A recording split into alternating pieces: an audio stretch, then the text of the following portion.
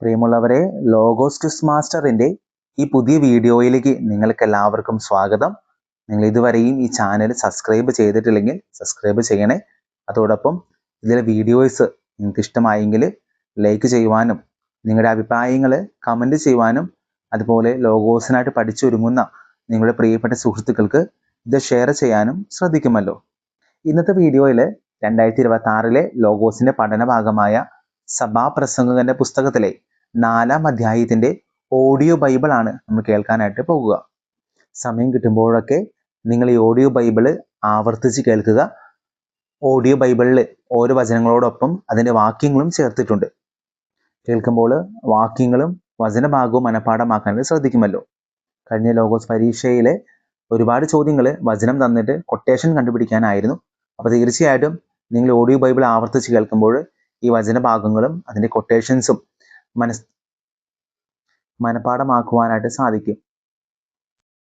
Logos പരീക്ഷയ്ക്ക് മുഴുവൻ മാർക്കും വാങ്ങുന്ന തരത്തിൽ പഠിച്ചൊരുങ്ങുവാനായിട്ട് 100 മാതൃകാ പരീക്ഷകളുടെ ഒരു മോക്ക് ടെസ്റ്റ് സീരീസ് ഈ ചാനലിൽ നടത്തുന്നുണ്ട്.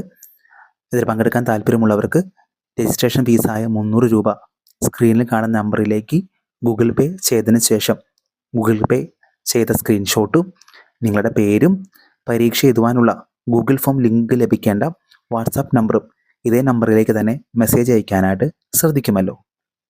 ഇപ്പോൾ രജിസ്റ്റർ ചെയ്യുന്നവർക്ക് ഇതിനോടകം കഴിഞ്ഞു പോയ മോക്ക് ടെസ്റ്റുകളുടെ ലിങ്കുകളും ഷെയർ ചെയ്യുന്നതായിരിക്കും. 1. വീണ്ടും ഞാൻ സൂര്യന് കീഴെയുള്ള എല്ലാ മർദ്ദനങ്ങളും വീക്ഷിച്ചു. മർദ്ദിതരുടെ കണ്ണുനീര് ഞാൻ കണ്ടു. അവരെ ആശ്വസിപ്പിക്കുവാൻ ആരുമുണ്ടായില്ല. ശക്തി മർദ്ദകർക്കായിരുന്നു. ആരും പ്രതികാരം ചെയ്യാൻ ഉണ്ടായിരുന്നില്ല. 2. ജീവിച്ചിരിക്കുന്നവരെക്കാൾ ഭാഗ്യവാന്മാരാണ് മരിച്ചു പോയവരെന്ന് ഞാൻ വിചാരിച്ചു. 3. എന്നാൽ ഇരു കൂട്ടരെക്കാൾ ഭാഗ്യവാന്മാർ ഇനിയും ജനിച്ചിട്ടില്ലാത്തവരും സൂര്യന് കീഴെ നടക്കുന്ന തിന്മകൾ കണ്ടിട്ടില്ലാത്തവരുമാണ്. 4. എല്ലാ അധ്വാനവും എല്ലാ വൈദഗ്ധ്യവും മനുഷ്യരുടെ പരസ്പര സ്പർദ്ധയുടെ ഫലമാണെന്ന് ഞാൻ ഗ്രഹിച്ചു. ഇതും മിഥ്യയും പാഴ്വേലയുമാണ്. 5. ഭോഷൻ കയ്യും കെട്ടിയിരുന്ന് ക്ഷയിക്കുന്നു. 6. ഒരു പിടി സ്വസ്ഥതയാണ് ഇരു കൈകളും നിറയെയുള്ള അധ്വാനത്തെക്കാളും പാഴ്വേലയെക്കാളും ഉത്തമം. 7. സൂര്യന് കീഴെ വീണ്ടും ഞാൻ മിഥ്യ കണ്ടു. 8. പുത്രനോ സഹോദരനോ ആരുമില്ലാത്തവനും അധ്വാനത്തിന് അറുതിയില്ല. ധനം എത്രയായാലും അവന് മതി വരുന്നില്ല. ആർക്കു വേണ്ടിയാണ് അധ്വാനിക്കുകയും സന്തോഷങ്ങൾ ഉപേക്ഷിക്കുകയും ചെയ്യുന്നതെന്ന് അവൻ ചിന്തിക്കുന്നില്ല. ഇതും മിഥ്യയും പരിതാപകരവുമാണ്. 9. 2 പേർ ഒരാളേക്കാൾ മെച്ചമാണ്. കാരണം അവർക്ക് ഒരുമിച്ച് കൂടുതൽ ഫലപ്രദമായി അധ്വാനിക്കാൻ കഴിയും. 10. അവരിൽ ഒരുവൻ വീണാൽ അപരന് താങ്ങാൻ കഴിയും. ഒറ്റയ്ക്കായിരിക്കുന്നവൻ വീണാൽ താങ്ങാൻ ആരുമില്ല. അവന്റെ കാര്യം കഷ്ടമാണ്. 11. 2 പേർ ഒരുമിച്ച് കിടന്നാൽ അവർക്ക് ചൂട് കിട്ടും. തനിച്ചായാൽ എങ്ങനെ ചൂട് കിട്ടും? 12.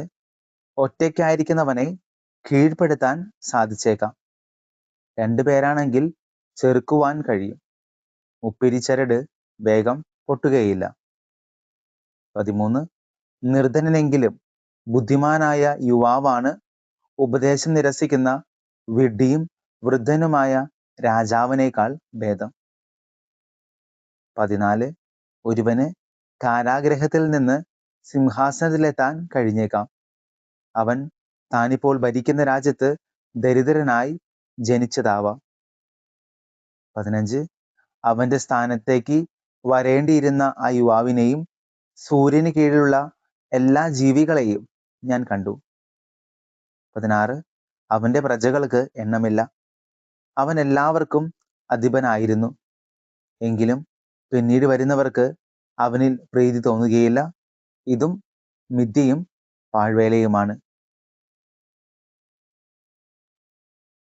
പ്രിയമുള്ളവരെ, സഭാപ്രസംഗന്റെ പുസ്തകത്തിലെ 4-ാം അധ്യായം 3-ാം വാക്യം അത് പ്രകാരമാണ്: എന്നാൽ ഇരു കൂട്ടരെയുംകാൾ ഭാഗ്യവാന്മാർ ഇനിയും ജനിച്ചിട്ടില്ലാത്തവരും സൂര്യന് കീഴെ നടക്കുന്ന തിന്മകൾ കണ്ടിട്ടില്ലാത്തവരുമാണ്. ഇതേ വചനഭാഗം ജോബിന്റെ പുസ്തകം 3-ാം അധ്യായം 16-ാം വാക്യത്തിലും നമുക്ക് കാണുവാനായിട്ട് സാധിക്കും. വചനപ്രകാരമാണ്: പ്രകാശം നുകരാൻ ഇടം കിട്ടാതെ മാതൃഗർഭത്തിൽ വച്ച് മരിച്ച ശിശുക്കളുടെ ഗണത്തിൽ ഞാൻ ഉൾപ്പെടാഞ്ഞത് എന്തുകൊണ്ട്? അതുപോലെ തന്നെ ജെറമിയായുടെ പുസ്തകം 20-ാം അധ്യായം 18-ാം വാക്യത്തിലും ഇതേ വചനഭാഗം നമ്മൾ ആവർത്തിച്ച് കാണുന്നു. എന്തിനാണ് ഞാൻ ഉദരത്തിൽ നിന്ന് പുറത്തു വന്നത്? അധ്വാനവും സങ്കടവും കാണുവാനോ? എൻ്റെ ദിനങ്ങൾ അവമാനത്തിൽ കഴിച്ചു കൂട്ടുന്നതിനോ? ഈ രണ്ടിടങ്ങളിലാണ് സഭാപ്രസംഗന്റെ പുസ്തകത്തിലെ 4-ാം അധ്യായത്തിലെ 3-ാം വാക്യം ആവർത്തിച്ചു വരിക.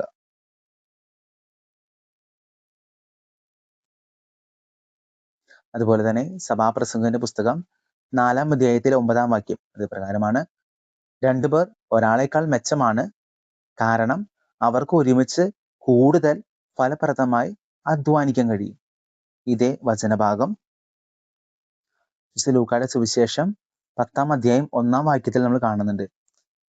വചനഭാഗ പ്രകാരമാണ്: അനന്തരം കർത്താവ് വേറെ 72 പേരെ തെരഞ്ഞെടുത്ത് താൻ പോകാനിരുന്ന എല്ലാ പട്ടണങ്ങളിലേക്കും നാട്ടിൻപുറങ്ങളിലേക്കും 2 പേരായി അവരെ തനിക്ക് മുമ്പേ അയച്ചു.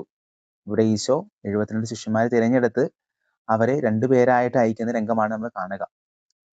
ഈ 2 വചനങ്ങളാണ് സഭാപ്രസംഗന്റെ പുസ്തകത്തിലെ 4-ാം അധ്യായത്തിലെ മറ്റു സ്ഥലങ്ങളിലായിട്ട് ആവർത്തിച്ചു വരുന്നതായിട്ട് നമ്മൾ കാണുക. ലോഗോസ് പരീക്ഷയ്ക്ക് നന്നായിട്ട് പഠിച്ചൊരുങ്ങുവാനായിട്ട് ഒരു സമ്പൂർണ്ണ ലോഗോസ് പഠന സഹായി സത്യദീപത്തിന്റെ നേതൃത്വത്തിൽ നമ്മൾ തയ്യാറാക്കിയിട്ടുണ്ട്. 125 രൂപയാണ് ഈ മാതൃക ചോദ്യോത്തരങ്ങളുടെ ബുക്കിൻ്റെ വില. മാർലൂയിസിൻ്റെ കറുകുറ്റിയിലും എറണാകുളത്തുമുള്ള ബുക്ക് സ്റ്റാളുകളിൽ ഈ ബുക്ക് ലഭ്യമാണ്.